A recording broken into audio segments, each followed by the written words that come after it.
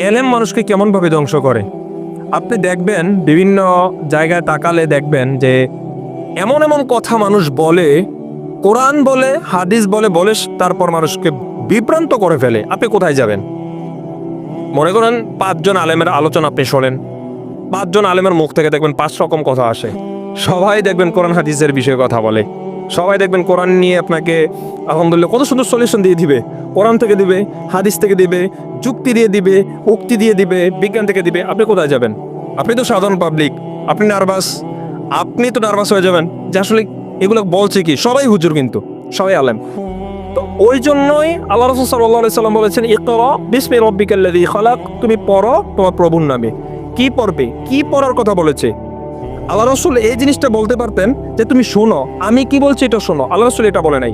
আল্লাহ রাসূল বলেছেন যে আমি কি তোমাদেরকে দিয়ে গিয়েছি, তোমরা এগুলা পড়ো। এখন মনে করেন আপনার কাছে যদি রাসূল সাল্লাল্লাহু আলাইহি সাল্লাম নিচে আসেন, হ্যাঁ, এখন আপনি কি বলবেন রাসূলকে? আপনি কি কিছু বলতে পারবেন না? আপনি তাকে কিছু প্রশ্ন করতে পারবেন না। আপনি যদি বলেন যে ইয়া রাসূলুল্লাহ এই জিনিসটা জানতে চান, তাহলে নবী বলবে যে তুমি কি এই জিনিসটা পড়ো নাই?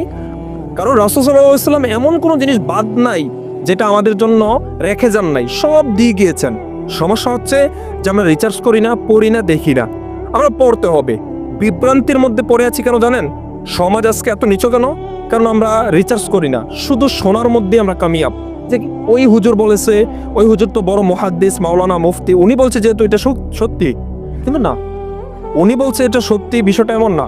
হযরত ওয়াইনা রাহিমাহুল্লাহ তাকে একটা হাদিস আছেন, তিনি বলেছেন যেই ইলম তোমাকে কোনো উপকার না করতে পারে, যেই ইলমের দ্বারা তুমি কোনো উপকৃত না হতে পারো, তুমি কনফার্ম থাকো সেই ইলমের দ্বারা তুমি ক্ষতিগ্রস্তর মধ্যে পড়বে। তাহলে বুঝতে হবে ইলম হচ্ছে ওইটা যে ইলম আপনার উপকারে আসে। এমন ইলম অর্জন করুন যেটা দিয়ে আপনি নিজেও কিছু শিখতে পারবেন, মানুষকেও কিছু শিখাতে পারবেন, বা মানুষকে দিনের প্রতি কিছু জানাতে পারবেন। এমন ইলম শিক্ষা করিয়েন না যে ইলম মানুষ বিভ্রান্তির মধ্যে পড়বে এবং মানুষ ধোঁকার মধ্যে পড়ে জাহান্নামে নিক্ষেপ হবে। আল্লাহ তাআলা আমাদের সকলকে বোঝার তৌফিক দান করুক।